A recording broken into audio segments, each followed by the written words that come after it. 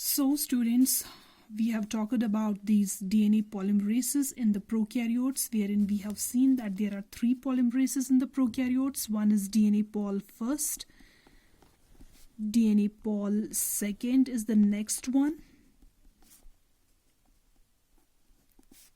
and then we have DNA pol third.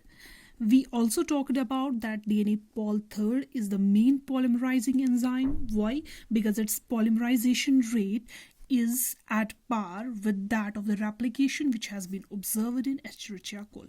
Okay, now a quick review of its structure again. It's a multi-subunit enzyme made up of alpha epsilon theta, one unit here, and another alpha epsilon theta, another unit here. It is this unit alpha epsilon theta which is the core polymerizing part of the enzyme. By core polymerizing part we mean it is this part that adds the nucleotides, the growing chain of DNA. And then we have other subunits, like we have the gamma complex here which holds these two units to each other, making a dimer. Then we have chi, psi, delta and delta dash. Apart from these, we have other units which we call as beta subunits, and these beta subunits are like a donut in shape, or we can say they are like ring-like shape on both the core enzymes. Okay, fine. And this is known as beta sliding complex.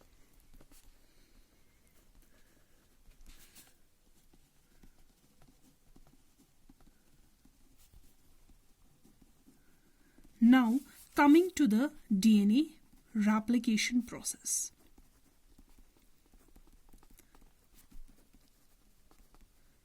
The first step in this DNA replication process is activation of nucleotides. As I have talked in previous lectures that we have a base which can be adenine, guanine, thymine or cytosine in the DNA, and then we have sugar, and then we have phosphate. Okay, then likewise depending on the base we can have adenosine monophosphate, cytosine monophosphate, guanosine monophosphate or thymosin monophosphate. Now what happens? These are activated by the enzyme phosphorylase, which adds two more phosphate groups, making them ATP, CTP, GTP and TTP. These are the activated nucleotides which are joined together by this DNA pol third. Okay, now another step. When I say step, it doesn't mean one step occurs first and then another goes. It means they are simultaneous. Okay, now as you remember, we have DNA which is helix-like, made up of two antiparallel chains. In the first step of replication known as initiation, first there is a protein which is known as DNA A protein. Here D is to be kept capital and N and A will go small. This D and A protein, it will spawn this helix till it will come to a sequence which will be adenine rich and thymine rich. And once it will find a sequence here which will be adenine and thymine rich, it will go and bind there. This sequence will be termed as ORI sequence.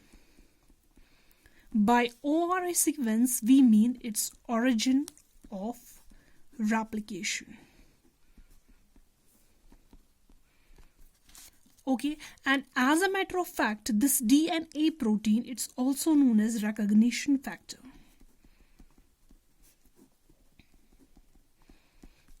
After this recognition of this AT sequence is over, then will come another protein that will be DNA B protein, which we call as helicase. This helicase has a shape, it's made up of 6 subunits.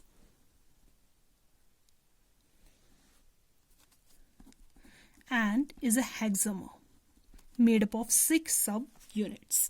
This helicase, it will go and will bind at the sequence where this DNA A protein has got attached. Now, the job of this helicase will be to unwind the DNA using ATP as energy. So this helicase, it will act as a zipper and will open the DNA chain using the energy from ATP. This will act as a motor protein and will open it. It means the sequence where this DNA A protein has bound, it is the site of melting of the DNA. Why? Now it's AT rich, because you know adenine and thymine, they only form just 2 bonds with each other, 2 hydrogen bonds, and hence this area which is rich in A and T will be easy to break. As compared, if had there been C and G base pairs forming double bonds with each other, that bond is tougher because of the 3 bonds forming 3 hydrogen bonds together, and that will require much energy to melt the DNA. And as a result of that, what these proteins, they have evolved over time. They have found the sequence which is AT rich, and here there will be just 2 bonds between the most of the DNA pairs, and hence this portion will be easy to melt. And now coming to again to helicase, helicase will act as a zipper. It will just, if it will go into this direction, it will unwind this portion. Okay, now let's have a look.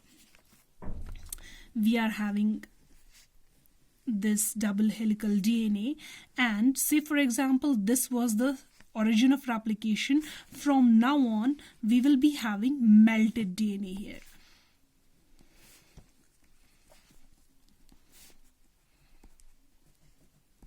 Okay, we will be having melted DNA. Why? Because helicase has done its activity. Now when helicase, it unwinds the DNA, what happens simultaneously at its back, this portion, it gets into tension. Supercoils develop. It's just like same, if we will try to unwind a rope, the end which will get opened and the end which will be at the back end will get many coils. Okay, that is tension, and this tension, it's relieved by another enzyme which we call as topoisomerase or gyrase. What happens? It just cuts the DNA where the tension is got or where the supercoils have been induced, and then just gets it in right orientation, and after that when it is to be joined, another enzyme comes which is DNA ligase, and it will join the DNA back in its right orientation.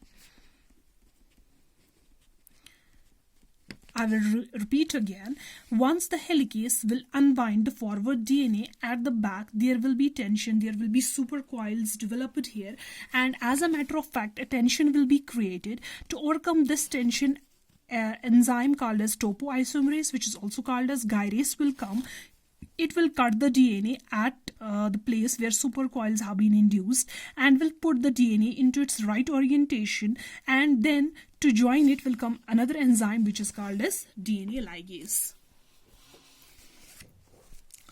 Okay, now coming again to this, now we have this replication like this, and this is known as replication fork.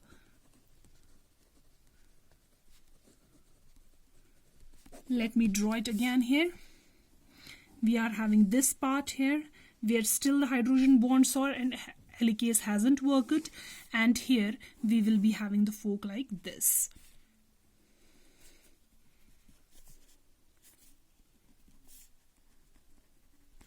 Okay, now these two strands which have been melted by this DNA helicase, now they have tendency to form the hydrogen bonds back and to get annealed again. And to overcome this problem, another set of proteins is there which we call as single strand binding proteins or single strand stabilizing proteins.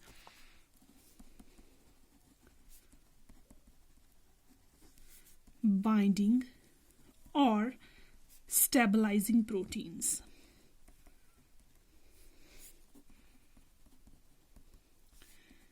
They will bind to these single strands and will prevent them from forming the hydrogen bonds again. Okay, now then after will come our main enzyme, which is DNA Pol III. DNA Pol III, as I have already told, it's made up of many multi-subunits, and the beta subunit of which I was talking about is a ring-like structure, and it will help it to load on this strand.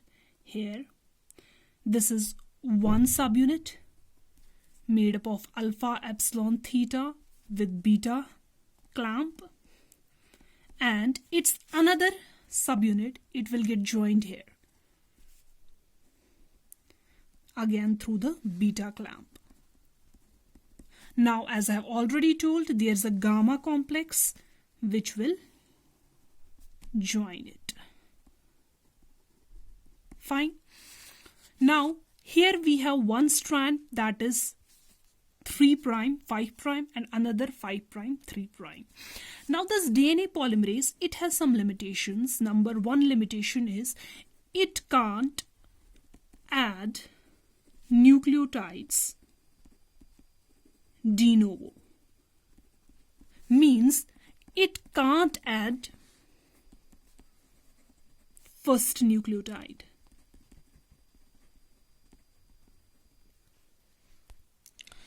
Okay, this DNA Pol III, it has certain limitations. Number one is it can't add nucleotides de novo. That is, it can't add first nucleotide by itself. Number second, it can add nucleotides to only free 3' OH group. You know 5' and 3', I have already discussed these in the classes. By 5' and we mean here the phosphate group of the sugar will be free, and here by 3' we mean 3' OH group of the sugar is free. And this DNA Pol III, it has the ability to add nucleotides only to 3' OH group. Now coming to this strand here, over here, we have here 5', 3' strand, and this strand will act as a template strand.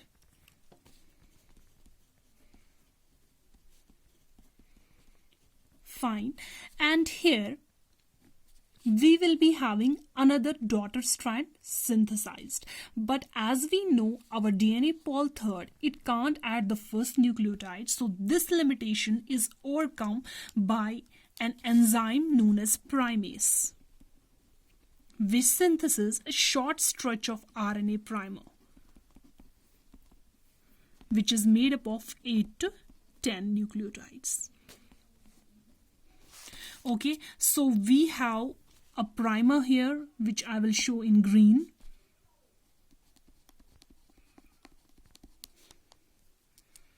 It will be here 3', it will be here 5'.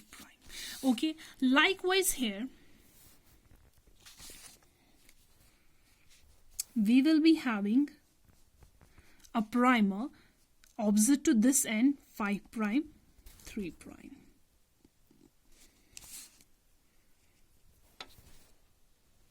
So our first limitation is overcome. Now we have the nucleotides already there synthesized by the primase, which is a short stretch of RNA nucleotides, and this is known as primer. Okay, and now in this strand what happens, 3' end is free, and the movement of this DNA polymerase alpha epsilon theta subunit, it's also in that direction. So we will be having easily nucleotides being attached here, DNA nucleotides being attached here, forming phosphodiester bond.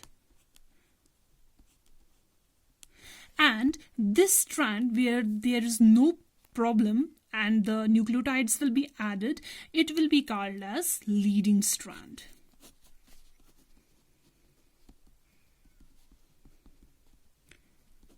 Now come to this strand. We are having this strand here. Now here we have a primer 3', 5'. As one of the subunits is moving in this direction, this subunit also has to move in this direction. But the problem is here that here in its direction here comes 5' end, and its limitation is that it can't add nucleotides to this 5' end. So what happens to overcome this limitation? This 5', it will go like this, it will pull like this, it will loop like this through the enzyme, and as a matter of fact its 5' end will be here and 3' end will be here. Now the primer which will be here, its 5' will reach here, and as a result of that its 3' end will be here and 5' end will be here. And as a matter of fact, it can go on synthesizing the nucleotides in the direction in which the enzyme is moving. Okay, now the polarity problem is solved, but another thing happens. What happens that this in this direction, what happens, there are just this much is open. This much is opened by the this helicase. Now another portion will be here, and as a matter of fact this is not a continuous strand. This will be formed into fragments having here a primer, then DNA strand, primer, then DNA strand, primer, then DNA strand. Okay, and these fragments of DNA are called as Okazaki fragments. Later on, these Okazaki fragments are digested by RNase, and the gaps are filled by ligase and DNA pol first. Okay, this is how the leading and the lagging strand are synthesized. Now we will be having, from 2 strands we will be having 4 strands.